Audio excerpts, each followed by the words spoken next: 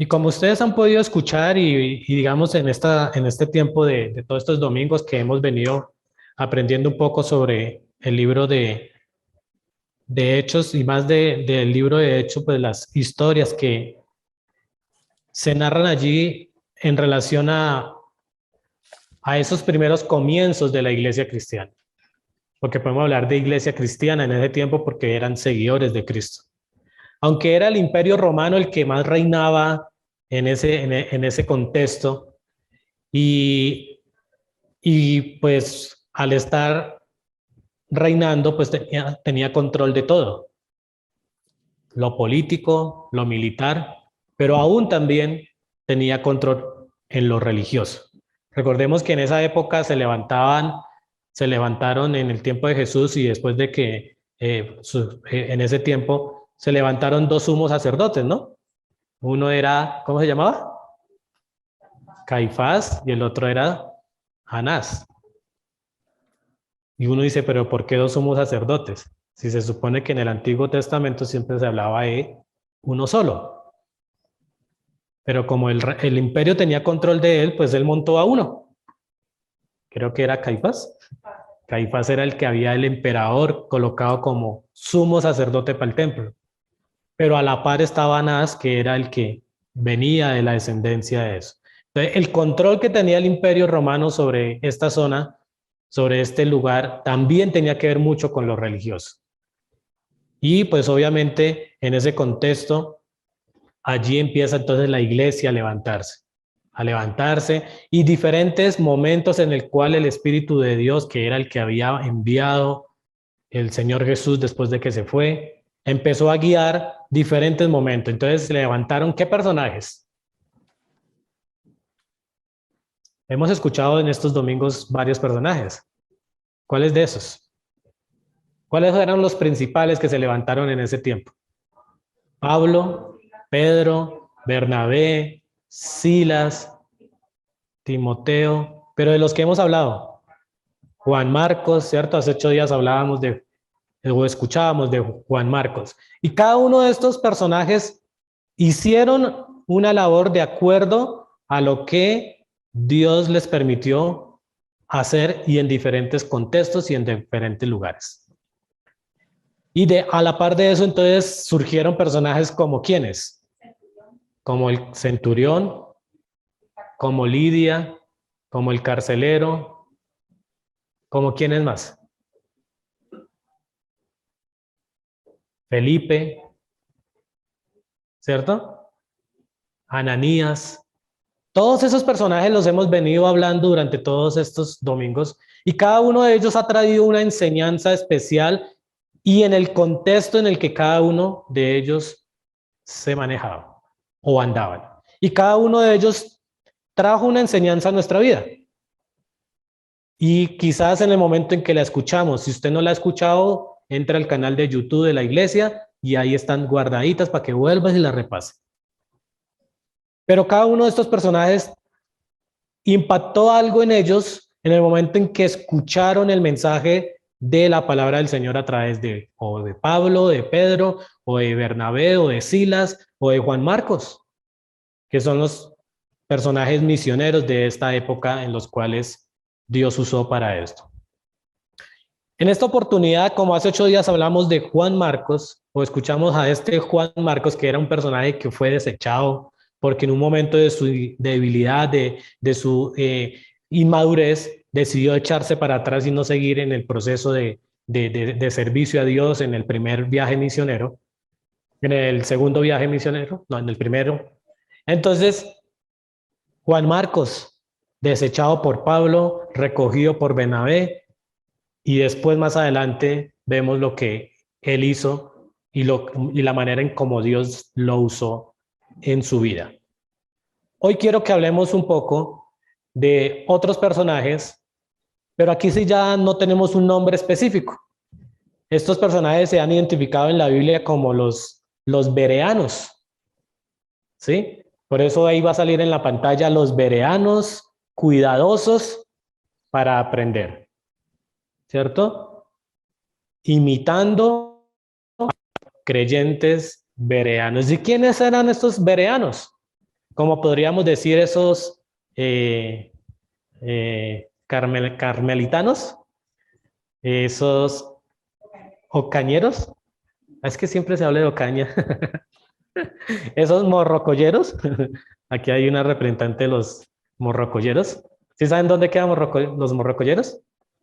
Aguachica, ¿cierto? Los araucanos, ¿cierto? Aquí tenemos de todas las regiones. Qué bueno es saber que la Biblia identifica a un grupo de personas de una ciudad y Dios permite que Pablo pueda llegar ante ellos y que en la Biblia nos registre este lugar. Este lugar se llama Berea. ¿Dónde está ubicada Berea? Ahí va a salir un mapa. Ahí va a salir un mapa adelantico. Listo. Recordemos que estamos hablando de esa entrada a lo que antiguamente se conocía como Macedonia, pero que ahora se conoce como la parte de Turquía y esa parte que es Europa. Macedonia fue la región europea de ese entonces, donde se inició el proceso de entrar el evangelio. ¿Se acuerdan de Filipos? ¿De Lidia? Listo. Filipos fue la primera lugar donde se pudo entrar a Europa y fue Pablo allí a donde Lidia. Pero de ahí no se quedaron, entonces empezaron a entrar. Después de Filipos pasaron a Tesalónica y después pasaron a Berea. Entonces, ¿qué era Berea? Pues geográficamente ahí está una estrellita ubicando dónde está Berea. ¿Sí la ven? Allá arribita, más al ladito de Tesalónica, ¿cierto? Aproximadamente dice la historia que esta ciudad de Macedonia está situada a unos 80 kilómetros al suroeste de Tesalónica, que era como la ciudad más principal junto con Filipos. Y está más o menos a unos 38.5 kilómetros del mar, ahí como ustedes están observando. Dice también la historia que es en el borde sur de la planicie de Vardar, se llamaba esa región allá, de Vardar. Fue una ciudad populosa de Macedonia, aunque Tesalónica y Filipo la superaban en importancia comercial y política, eran mucho más grandes y eran mucho más principales, pero Berea estaba muy cerca de ellos. Su nombre moderno es Bernia. Si usted la va a encontrar en la actualidad, ya no la encuentra como Berea, sino la encuentra como Bernia. Pablo llegó allí a Berea desde Tesalónica en su segundo viaje misionero. Y la verdad, fue un éxito entrar a Berea. Si hablamos de éxito en el contexto de Pablo en sus viajes, podríamos decir que Tesalónica, la anterior ciudad a la que visitó después de pasar de Filipos, para Tesalónica, para Pablo, Tesalónica fue un desastre. ¿Sí? Y si usted lee los versículos anteriores al 10, que leímos del 17, del 1 al 9, usted va a ver por qué pasó, o por qué podríamos decir que para Pablo fue un desastre pasar ahí por Tesalónica. Aunque su propósito y su plan era hablar de la palabra, él pasaba por donde Dios le guiaba. Pasó a Tesalónica, pero donde Berea, las cosas cambiaron. Uno quisiera tener siempre ese lugar o ese campo como vereda, ¿sí? Llegar a esa vereda, no a la vereda, sino a Berea, porque fue un lugar donde Pablo predicó, enseñó la palabra, pero se vio un éxito rotundo en lo que él predicó y en lo que él habló. ¿Por qué? Porque vamos a hablar de esos bereanos, como decía el título anteriormente, ¿no? Los bereanos cuidadosos para aprender. Y lo que quiero yo invitarles hoy, en el día de hoy, a cada uno de ustedes y a mi propia vida, es que podamos imitar a los creyentes bereanos. Vaya a la Biblia, vaya allí a Hechos 17 y centre su mirada en el versículo 10. Dice de la siguiente manera: inmediatamente los hermanos enviaron de noche a Pablo y a Silas hasta Berea. ¿Por qué lo enviaron de noche? Según el contexto, porque lo iban a linchar, porque lo querían, lo estaban persiguiendo por lo que había hablado en Tesalónica, y los furiosos de Tesalónica, que en la mayoría eran griegos, querían lincharlo. Entonces los pocos hermanos que estaban en Tesalónica dijeron, no, Pablo, usted tiene que volar de aquí. Y arrancaron y lo sacaron, como dice ahí, de noche, y lo enviaron ¿hacia dónde? Hacia Berea. Le dijeron, mire, usted arranque hacia Berea, porque aquí son 80 kilómetros, pero hágale. Arranque porque usted aquí lo van a linchar. ¿Y ellos quiénes? Pablo y Silas, llegando, entraron ¿a dónde? A la sinagoga de los judíos. ¿Se acuerdan cuando enseñábamos de Lidia? ¿Había sinagoga donde Lidia en Filipos? No, no había. Ellas, las mujeres, se podían reunir a la orilla del río a orar y a hacer su día de reposo, pero no había una sinagoga. Resulta que en Tesalónica ya había y en Berea también. Es decir, que ¿cuál era el requisito para formar una sinagoga? ¿Recuerde? ¿Cuántos? Tenía que haber más de 10 varones judíos para poder constituir una sinagoga. Es decir, que en Berea ya habían 10 o más de 10 allí. Por eso había una sinagoga. Pablo y Silas, Bernabé y Juan Marcos y todos estos personajes que arrancaron a hacer estos viajes misioneros, siempre que llegaban a un lugar donde, ¿qué lugar buscaban? Buscaban una sinagoga. Era el lugar principal que ellos encontraban, tenían que encontrar. Recordemos que estos viajes ya es el segundo, ¿cierto? Y eso indica que en el primero ya Pablo había dejado la semilla allí sembrada y que ya habían personas que estaban creciendo en la palabra de Dios. Por ende, ellos siempre llegaban a buscar allí una sinagoga. Versículo 11. Ahora sí entremos a hablar sobre eso. Los bereanos eran personas nobles. ¿Qué indica eso? Dice el versículo 11. Y estos eran más nobles que los que estaban en Tesalónica, pues recibieron la palabra con toda solicitud, escudriñando cada día las escrituras para ver si estas cosas eran así. Vamos a desenglosar ese versículo en diferentes partes para poder entender un poco quiénes eran los bereanos. La primera frase que quiero que cojamos ahí es ¿cuál? Y estos eran más nobles que los que estaban en Tesalónica. Pablo resalta la oposición o lo contraste que había visto en Tesalónica. Y cuando llega a Berea, puede resaltar de estos personajes que eran nobles. Para entender un poquito de ese contexto, veremos un poco la palabra noble, ¿qué significa? Literalmente la palabra noble significa bien nacido. Ese es el término original en el griego, bien nacido. ¿Qué le indica eso a usted cuando dice bien nacido? ¿Ha escuchado de las realezas? Eso, que nació en cuna de oro, podríamos decir. El príncipe Felipe, el príncipe Carlos, el solo hecho de haber nacido en una realeza ya es un noble, porque nació bien, bien nacido. Ese es el término de noble. Pero también el término noble connota o da otras connotaciones. Da la connotación de ser generoso, de ser liberal y de ser de mente abierta. Eso también habla de un noble. El término noble es. Pero ahora hablemos de una persona noble, porque ya ahí cambia un poquito el significado. Si hablamos de noble es eso, pero si hablamos de una persona noble, ¿qué viene a su mente? Una persona que es callada, que es tímida, que escucha, ¿cierto? Bueno, hay diferentes significados de eso. Una persona noble es a quien o es quien sabe reconocer los méritos ajenos. ¿Sí? Esa es una primera cosa de un noble. Eso lo define un diccionario normal y cotidiano. Es quien sabe reconocer los méritos ajenos. Es atento para con todos, pero especialmente servicial. con un gran sentido de la justicia, sin intenciones ocultas, no daña a nadie, no tiene doble intención, carece de maldad. Eso es lo que significa una persona noble.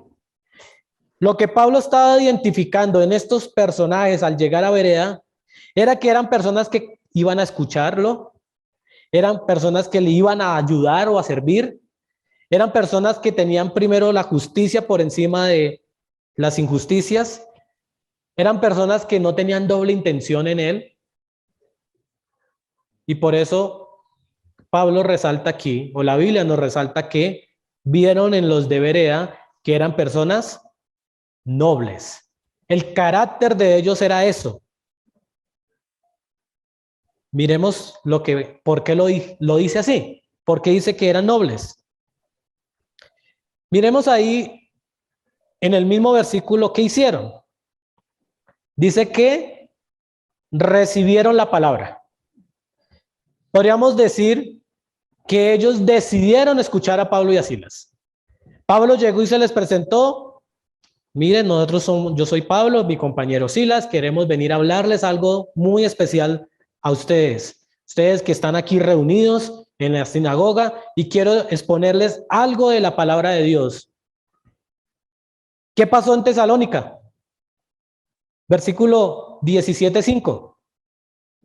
Entonces los judíos que no creían, teniendo celo, tomaron consigo algunos ociosos, hombres malos, y juntando una turba, alborotaron la ciudad y asaltaron la casa de Jasón, procuraban sacarlos al pueblo.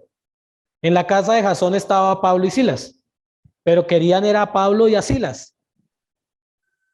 ¿Qué querían los de Tesalónica? Cogerlos y apedrearlos y maltratarlos, ultrajarlos, lo que fuera. ¿Qué hicieron los de Berea? No, siga, Pablo y Silas. Venga, siéntense acá, venga, yo me paro y siéntese. ¿Queremos qué? Escucharlos. Los bereanos eran personas nobles porque decidieron escuchar a Pablo y a Silas. No los hicieron a un lado. No son esas personas que de una vez cortan a la persona y le dicen, no, yo no quiero saber más de eso. Usted se ha topado con alguno que usted quiere hablarle y le dice, no, mire, de eso no me hable. De religión no me hable. Hábleme de otras cosas, pero de religión no. Y algunos son muy tajantes de esas y con palabras fuertes no me hable. ¿Cierto? Nos topamos con mucha gente así, o hay mucha gente de esa manera, como esos de Tesalónica. Pero los de Berea dijeron, no, escuchemos a ver qué es lo que quiere decir, qué es lo que nos quiere enseñar. Entonces decidieron escuchar a Pablo y a Silas. Otra característica de estos bereanos que eran personas nobles, lo encontramos ahí en el versículo 14. Pero dice que inmediatamente los hermanos enviaron a Pablo que fuese hacia el mar y Silas y Timoteo y se quedaron allí. ¿Por qué pasó eso? Bueno, ahí en el contexto va a ver que también allá en Berea se alborotaron unos. Pero no fue porque ellos, los nobles, los que estaban escuchando, se alborotaron, sino que al saber por allá eso como que si las noticias aquí vuelan y aquí se conoce todo, allá a distancia de 80 kilómetros, también. Y no tenían teléfono donde levantaban y decían, oiga, mire, se vino Pablo y Silas para acá. ¿Qué hacemos? Nada, yo no sé qué pasó, que en el momento en que Pablo y Silas llegó y hablaron y empezaron a darse a conocer, a alguien mandaron y llevó el chisme a Tesalónica y le dijeron, mire, ese man que ustedes sacaron de aquí, aquí está también. ¿Qué hicieron los de Tesalónica? Pues ni cortos ni perezosos, dijeron, arranquemos para allá. Y se vinieron a alborotar a los de Berea. Entonces, ¿qué hicieron los nobles? Los nobles, sí, acabémoslos, matémoslos, sí. No. Mire lo que hicieron en el versículo 14. Protegieron a Pablo de los alborotadores. Le dijeron a Pablo y decirle, mire, salgamos, cojamos aquí y arranquemos hacia el mar. ¿A cuánto estaba el mar? Yo lo dije ahorita. 38.5 kilómetros, ¿cierto? Estaban cerca al mar. Pero en vez de hacer lo que hicieron los de Tesalónica, los nobles, estos de Berea, decidieron proteger a Pablo de los alborotadores. Triste es a veces escuchar por ahí en algunas regiones o lugares o ciudades de otros países donde escuchan que hay un cristiano y como está prohibido el hablar de Cristo, el hablar, los cogen y los denuncian. Mire, esos son evangélicos, vayan allá. Y llegan las fuerzas de ese país a sacarlos y a ultrajarlos y a maltratarlos y hasta llegar a la muerte. Estos bereanos no hicieron eso. Estos, como habían decidido escuchar a Pablo y a Silas, pues así mismo, después de escuchar y aprender y de analizar todo lo que Pablo y Silas les enseñaron, en el momento que hubo ese alboroto, ellos decidieron protegerlos, los cuidaron, porque su carácter era eso, de no dañar a nadie, de no tener una doble intención con ellos. Ah, sí, esperen, lo escuchamos y cuando ya deje de hablar y diga todo, ejecutamos el plan. No, ellos no tenían esa malicia. Estos nobles eran de este carácter y por eso resaltan que protegieron a Pablo. Pero también el versículo 15 nos dice que otra cosa hicieron los bereanos. Y los que se habían encargado de conducir a Pablo lo llevaron a Atenas y habiendo recibido orden para Silas y Timoteo de que viniesen a él lo más pronto que pudiesen, salieron. Que eso indica que los de Berea no solo dijeron, mire Pablo, venga, escóndase aquí, salgamos de aquí, ¿verdad? Sino dijeron, no, vámonos y nosotros lo cuidamos. Llevaron a Pablo y a Silas hasta Atenas. Si ustedes pueden ver ahí el mapa que vimos, Atenas quedaba un lugar más retirado, pero a ellos no les importó. Ellos dijeron, no nos importa. Avisaron en su casa, en su familia, sus trabajos, qué sé yo. No, tenemos una misión. La misión es cuidar a Pablo y a Silas.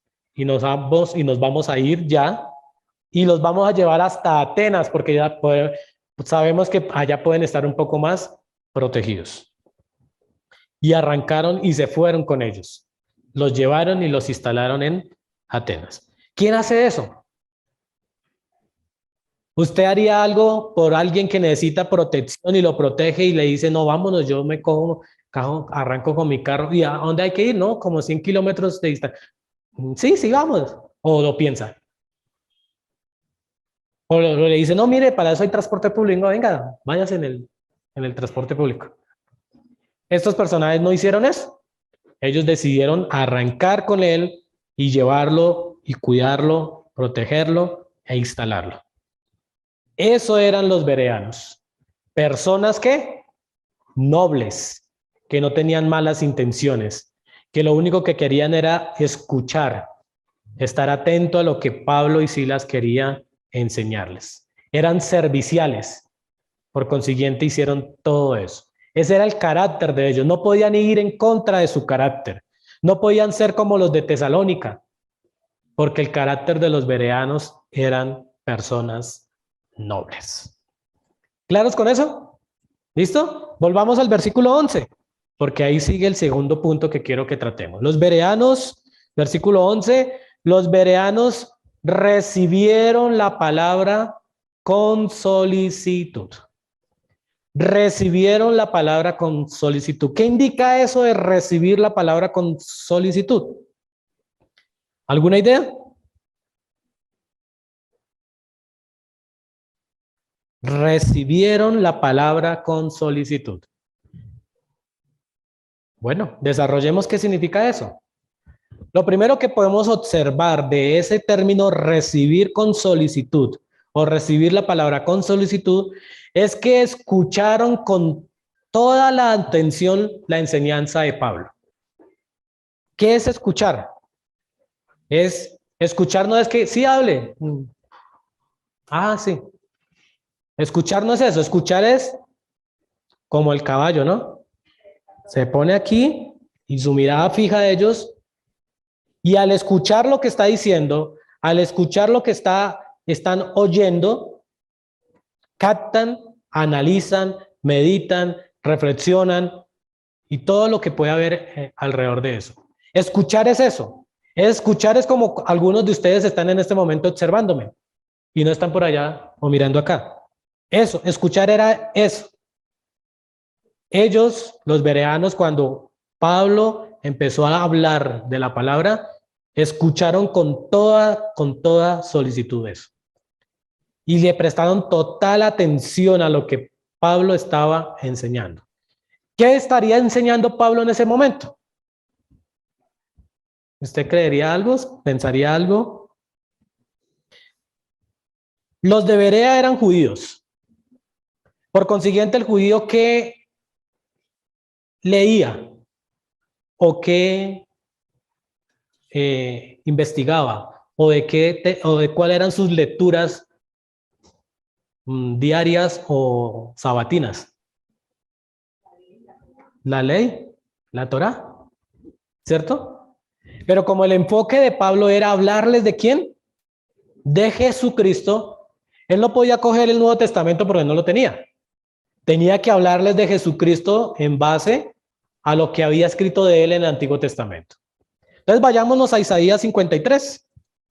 Probablemente, leyendo por ahí un comentario muy creíble, decía que probablemente ellos estarían abundando un poco sobre el tema de Jesús en el Antiguo Testamento. Porque en ese tiempo del comienzo de la iglesia, lo que más se hablaba era ¿de quién? De Jesús, porque era lo que había pasado, el suceso principal de esos entonces. Pero entonces había mucho judío que todavía tenía esos vacíos en relación a Jesús, porque Jesús murió, ¿sí? Jesús resucitó. Y muchos de los contextos en los que Jesús hablaba de él en el Antiguo Testamento. Entonces, probablemente muchos de los judíos, al querer indagar y preguntar y saber más de Jesús, pues iban a esos textos proféticos del Antiguo Testamento donde les hablaban de que esto probablemente hablaba de Jesús. Entonces, probablemente Pablo cogió Isaías 53 y leyó lo siguiente: ¿quién ha creído a nuestro anuncio?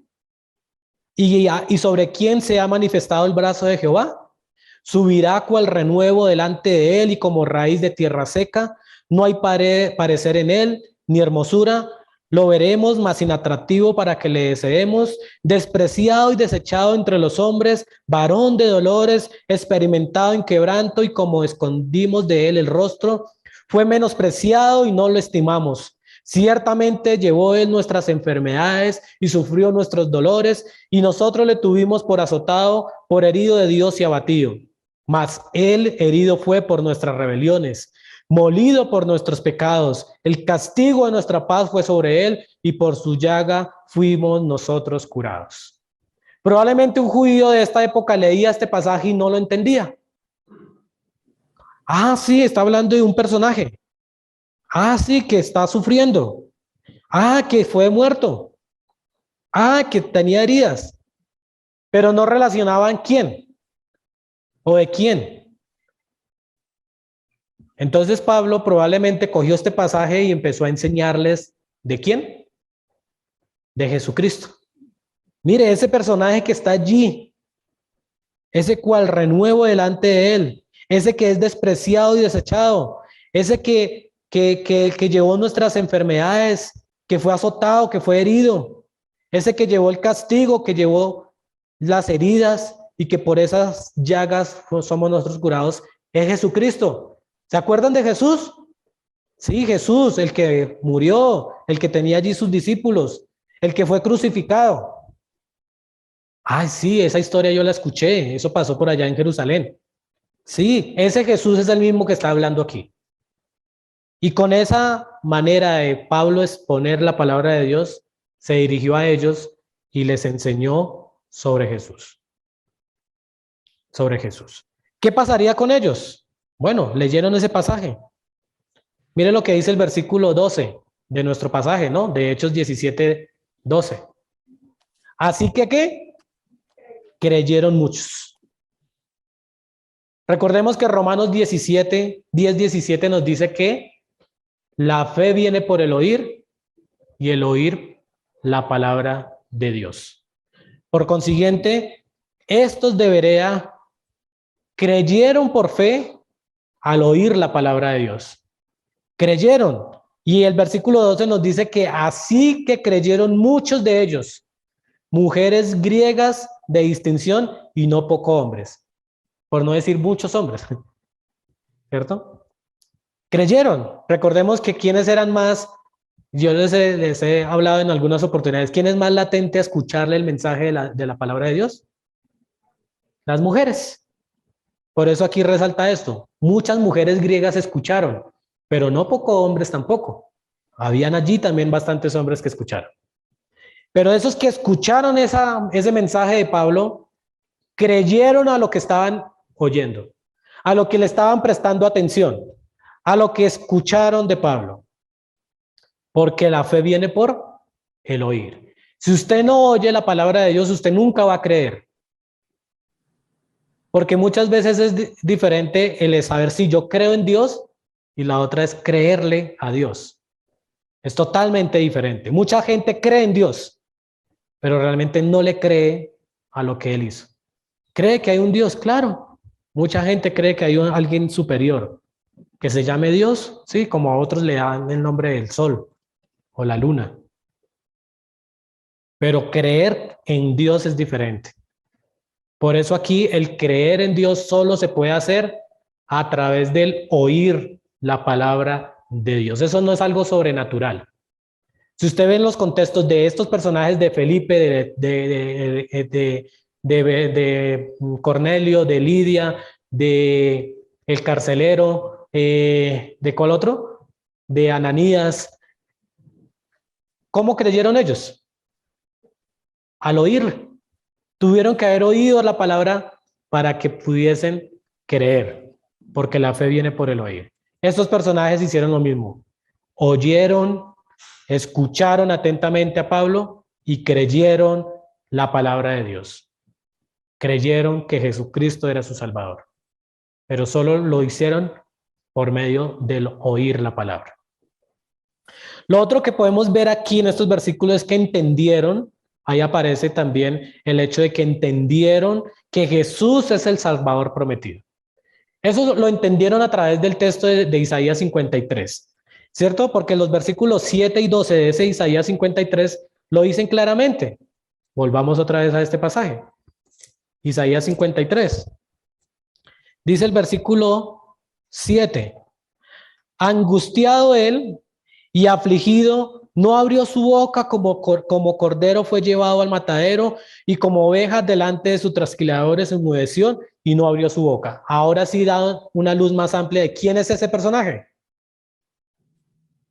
Jesús.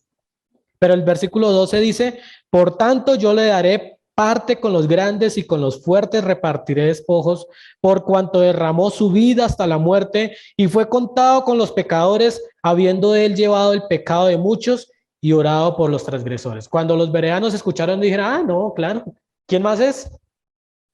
Es Jesús. Jesús, el de Nazaret. Jesús, el que murió por nosotros, el que crucificaron allá en el Gólgota. Ese es el personaje que está hablando aquí. Y él fue el que hizo todo esto. ¿Cómo supieron ellos y entendieron ellos? Pues al escuchar la palabra de Dios. Es la única manera de poder entender quién es Jesús. Escuchar la palabra de Dios. Como resultado de eso, obviamente, muchos creyeron, tanto judíos como griegos. Y ya lo hablábamos ahorita en el versículo 12, ¿no? Y creyeron todos estos. ¿Por la qué? Por la exposición de la palabra de Dios. Y vuelvo y lo repito, pero es la única manera en que usted y las personas puedan creer. Oír la palabra. De lo consiguiente, no hay ninguna otra manera en la que se pueda creer en Jesús.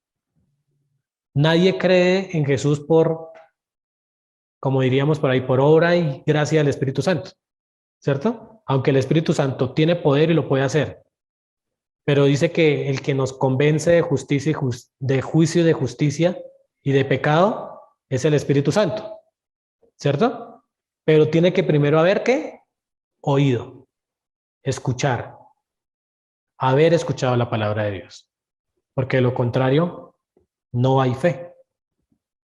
Y aquí en este pasaje, en este versículo, queda claro eso. Entonces, como resultado, muchos creyeron, tanto judíos como griegos. ¿Claros hasta ahí, hermanos? ¿Qué vamos a imitar de los bereanos? Lo primero que debemos imitar de los bereanos es ¿qué? La nobleza. Seamos nobles. Nobles. Y lo segundo que debemos imitar de los bereanos es el escuchar, el recibir la palabra de Dios. No la hagamos a un lado. La palabra de Dios es la fuente de vida de nosotros. ¿Sí? Por dice, de nuestro interior correrán ríos de agua viva. La palabra es eso. La palabra es la que da esa vida en nosotros. Al escucharla, nos trae esa vida. Pero lo último que vemos en el versículo 11, la tercera parte de ese versículo, o sea, la segunda coma, dice, escudriñando cada día las escrituras para ver si estas cosas eran así. Lo tercero que hacían los bereanos era que escudriñaban las escrituras. ¿Qué nos indica eso? ¿Con qué relacionamos nosotros el escudriñar las escrituras? O el término escudriñar. ¿Usted ha visto una gallina? Para buscar su comida, ¿qué hace? Escarba, escudriña. Con sus tres paticas, ¿es? ¿Tres? ¿Ya? ¿Tres o cuatro? Tres. ¿Cierto? Con esas uñas bien afiladas, escarba la tierra hasta que encontró el gusanito que estaba por allá en el fondo. Esa es la ilustración, una de las tantas, en cuanto al escudriñar. Escudriñar la escritura. Literalmente la palabra escudriñar significa buscar, investigar, explorar, indagar. Tiene que ver con origen. Porque el escudriñar es eso, ir hasta el fondo, hasta allá, hasta lo más profundo de eso. Por eso muchas veces nos gusta coger una palabra e ir hasta el fondo de ella, a ver cuál es la raíz de ella. Porque a raíz de eso podemos entender lo que quería enseñar. ¿Eso es qué? Escudriñar. En el estudio bíblico uno lo que hace es ir a la raíz de esa palabra, hebreo o griego, principalmente. Verificar qué es lo que estaba diciendo esa palabra en su original. Y a través de ese englobe salir con una interpretación o con una claridad de eso, ¿no? Eso se llama, en teología, se llama exégesis, ¿cierto? Que es extraer de por allá el texto para poder enseñarlo o poder entenderlo. La palabra escudriñar significa examinar, significa inquirir y averiguar cuidadosamente algo y sus circunstancias. ¿Qué hacían estos los de Berea? Estos los de Berea es que apenas empezaron a escuchar a Pablo. Ahora, este versículo 11 probablemente no se dio en una sola oportunidad, en un solo día, ¿cierto? Dice que cada día es porque a partir de lo que Pablo les enseñaba a ellos, escuchaban el sermón de Pablo, o no sé cuánto Pablo demoraba, si una hora y media, qué sé yo, y los bereanos se iban a sus casas, pero en sus casas, ¿qué hacían? Escudriñaban. Venga, Pablo dijo una palabra interesante. Venga, ¿qué quiere decir eso? Y empezaban a escudriñar. Entonces, desarrollemos un poco de esa última frase del versículo 11. Escudriñando cada día las escrituras para ver si estas cosas eran así. Lo primero que puedo ver allí es que lo realizaban todos los días. Lo dice ahí el texto. ¿cierto? Y ahí viene una pregunta para nosotros. ¿Cada cuánto estudias la Biblia? ¿Cuándo fue la última vez que cogió la Biblia? No ahorita. Para estudiarla.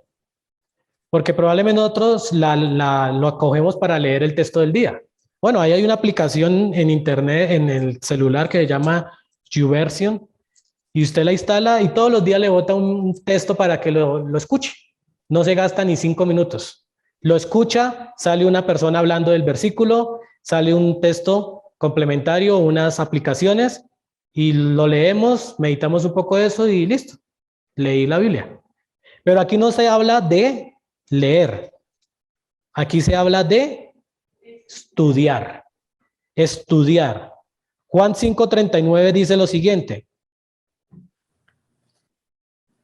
escudriñar las escrituras, porque a vosotros os parece que en ellas tenéis la vida eterna, y ellas son las que dan testimonio de mí. ¿Quién dijo eso?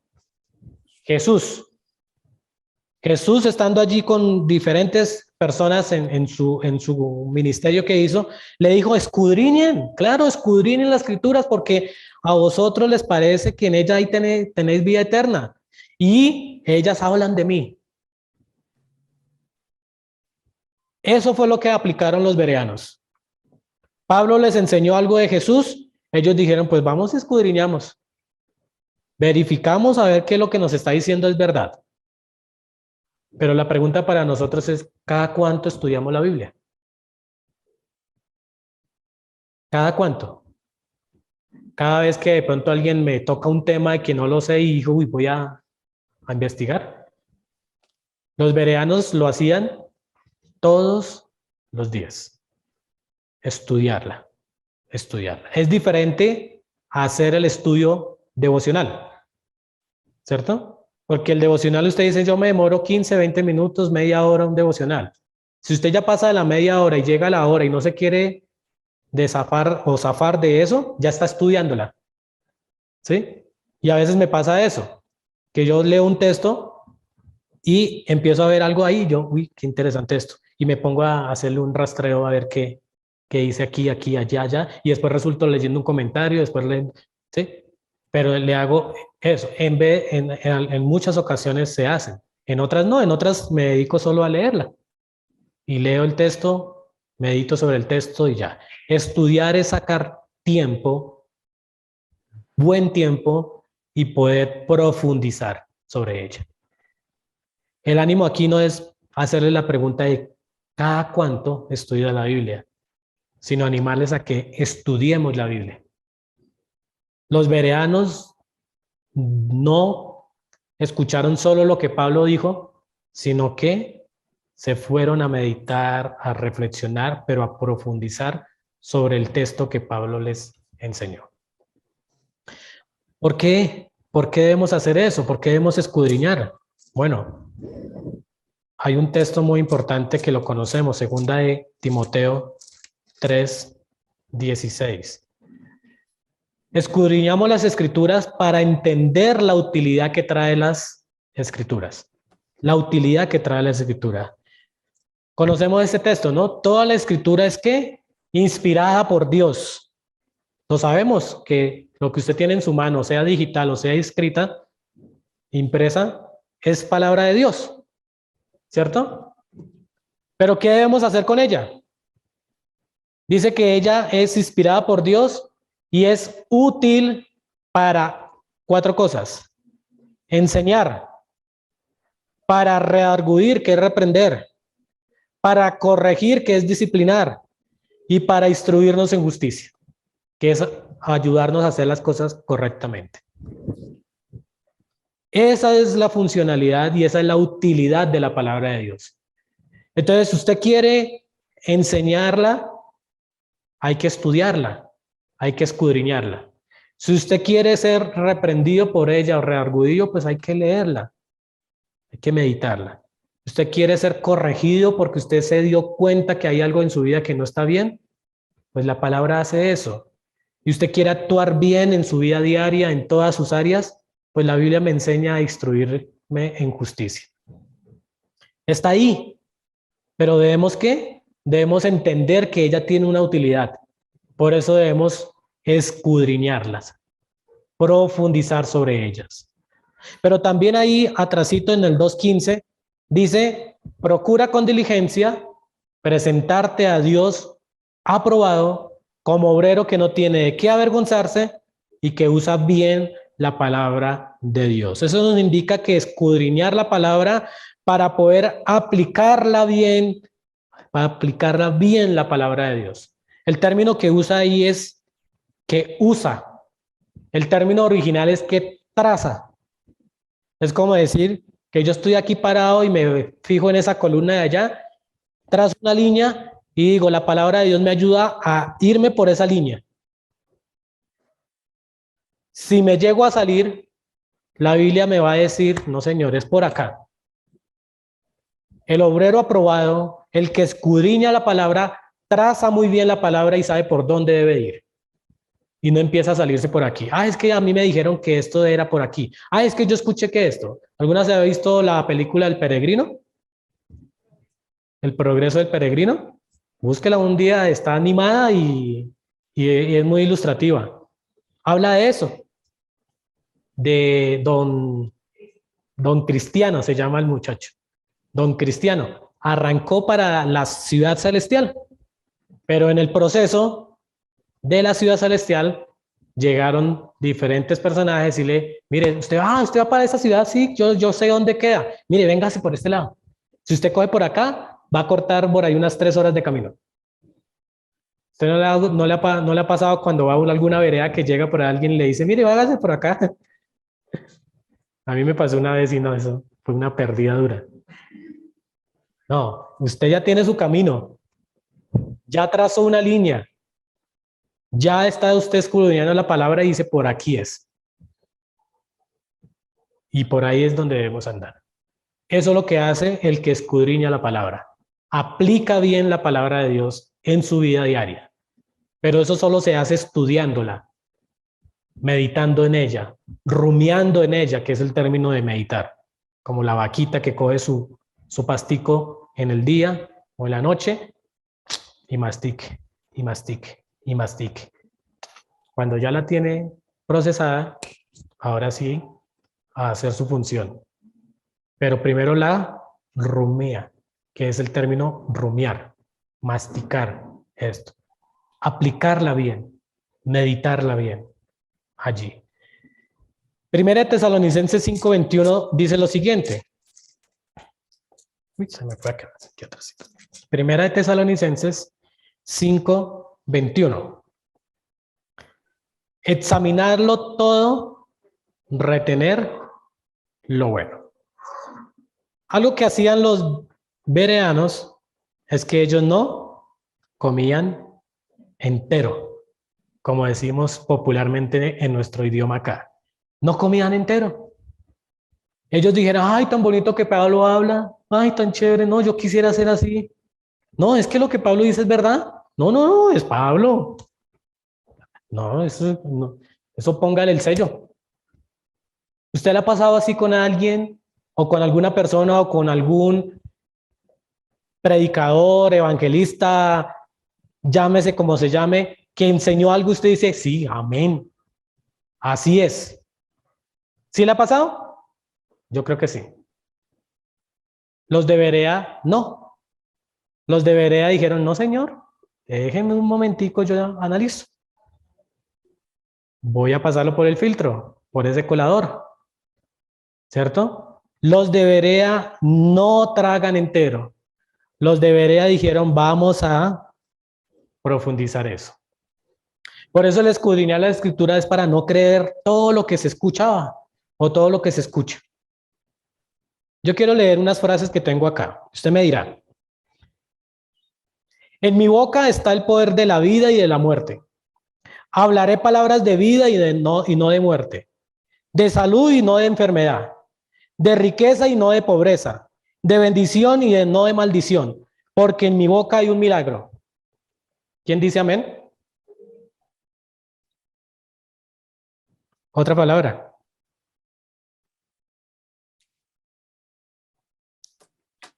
Ay, espera que tenía aquí unas, tengo bastantes, no quiero leerlas todas.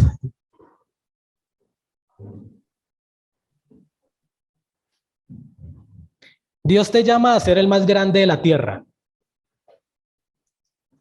Visualiza el éxito, incubar esa meta en el alma hasta su realización, traerá la existencia mediante el poder creativo de la palabra hablada. Tú tienes un Dios en ti. Yo oigo hablar a los billetes. Descubre el campeón que hay en ti. Yo soy Jehová Junior. Si tú quieres nacer de nuevo, debes venir a un encuentro. Creer en Jesucristo no es suficiente. ¿Qué tal esas palabras? Amén o no amén. Pero mucha gente las ha escuchado por mucho tiempo y mucha gente dice, amén. ¡Qué bendición! Pero si los de Berea hubieran escuchado esto, le hubieran dicho, falso. Aquí no te queremos escuchar. Eso no dice la Biblia. Pero en la actualidad, estas frases que están aquí son de personas muy conocidas en el mundo cristiano, locales e internacionales. Pero los millones de gente que los escuchan les dicen amén. ¿Por qué?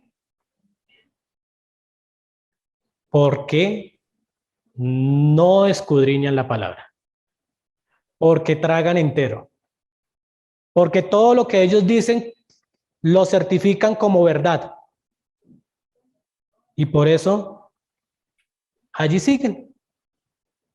Pero he visto mucho creyente que ha estado en esos lugares, en esas mega iglesias o pequeñas iglesias que hablan de estas frases o que tienen estos pensamientos, que al estudiar la Biblia han tomado la decisión de salir, de irse, de decir estaba en el lugar equivocado.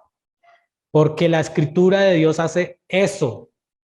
Ustedes sí saben que muchas de estas iglesias no permiten a sus feligreses estudiar ningún libro, ningún instituto diferente al que ellos enseñan. Que si van a leer un libro, deben leer el libro que ellos mismos hacen o que ellos mismos recomiendan.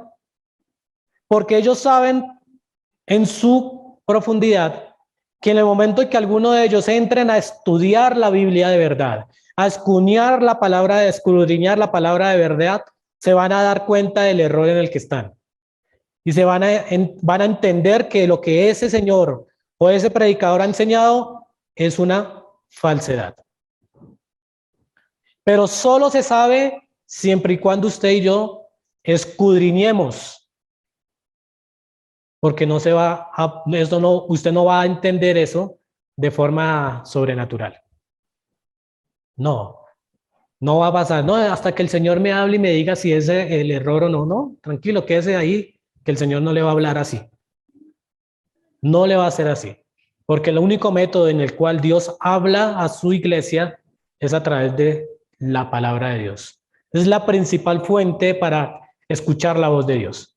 De lo contrario, usted seguirá, o ellos que siguen allá seguirán allá en la mentira, por personas como estas, como por pensamientos como estos, los cuales no tienen ninguna base ni sustento bíblico. Debemos escudriñar las escrituras, hermanos. No nos podemos quedar con lo que hemos escuchado. Usted me ha escuchado aquí hoy, grábese las palabras, las frases o algún pensamiento que yo diga y bueno, investigue. Y si usted vio que yo me equivoqué en algún momento, dígame, Juan David, yo escuché usted esto y lo tengo grabado. Ahí está grabado. Oiga, sí, de pronto me equivoqué, sí. Pero usted investigó, usted profundizó y no dijo, no, es que Juan David dijo esto. Ah, el pastor Javier hace 8 días dijo esto y no es así. No, no comamos entero, no traguemos entero. Escudriñemos, profundicemos lo que escuchamos. Y por último, segunda de Pedro dice, versículo 1, 20, 21, lo siguiente.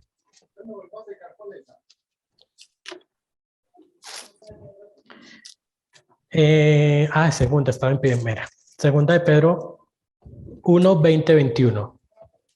Dice, entendiendo primero esto, que ninguna profecía de la Escritura es de interpretación privada, porque nunca la profecía fue traída por voluntad humana, sino que los santos hombres de Dios hablaron siendo inspirados por el Espíritu Santo. Lo último que quiero dejar aquí es que escudriñamos las Escrituras porque la Escritura no es de interpretación privada. Lo que les comentaba anteriormente, en cuanto a algunos líderes religiosos que dicen, usted no me estudia sino lo que yo enseño, es porque se están diciendo lo que yo interpreté es lo único válido y es lo único que se puede enseñar y practicar. Lo demás que venga de otra persona, no. Usted no vaya a escuchar a un bautista, a un fundamentalista, a un trinitario, o aquí, allá, esto, porque ellos no enseñan lo que yo estoy diciendo es lo correcto. ¿La Biblia es de interpretación privada? No. Por ende, debo escudriñar la Biblia porque no es propiedad de alguien. La palabra por ella misma se enseña y se interpreta. Ella misma se da a entender. Aquí no hay que venir un erudito a decirnos lo que ella está ahí. Usted ahorita tiene muchas herramientas digitales donde le pueden ayudar a interpretar y a verificar lo que realmente dice el texto. ¿Sí? No se vaya a los comentarios y quédese con solo el comentario. Nosotros cuando estamos investigando, bueno, preparando un sermón, una enseñanza, nos centramos en el texto, meditamos en lo que el texto me dice. Yo por lo general saco lo que el texto me está diciendo, los puntos principales que yo veo en el texto, trato de desarrollar algo ahí y cuando tengo un vacío por ahí, voy a un diccionario, voy a otra versión y voy a un comentario para dar un poco más de amplitud. Pero no hago lo contrario, no voy primero al comentario, espero que el comentario me diga los puntos y empiezo a desarrollar. Sería lo contrario. Escudriñar es profundizar. ¿Pero por qué? Porque no es de interpretación privada. Entonces, mis hermanos, quiero concluir con esa última frase que sale allí en pantalla. Todo creyente debe imitar el actuar de los bereanos para así poder descubrir las riquezas que poseen las Escrituras para nuestra vida diaria. La palabra de Dios tiene todas las riquezas que usted pueda obtener y querer. Está ahí disponible para usted. Nadie aquí en este planeta o en este espacio o en este país le prohíbe a usted tenerla y cargarla y leerla. ¿Por qué no explotamos las riquezas que hay en ella?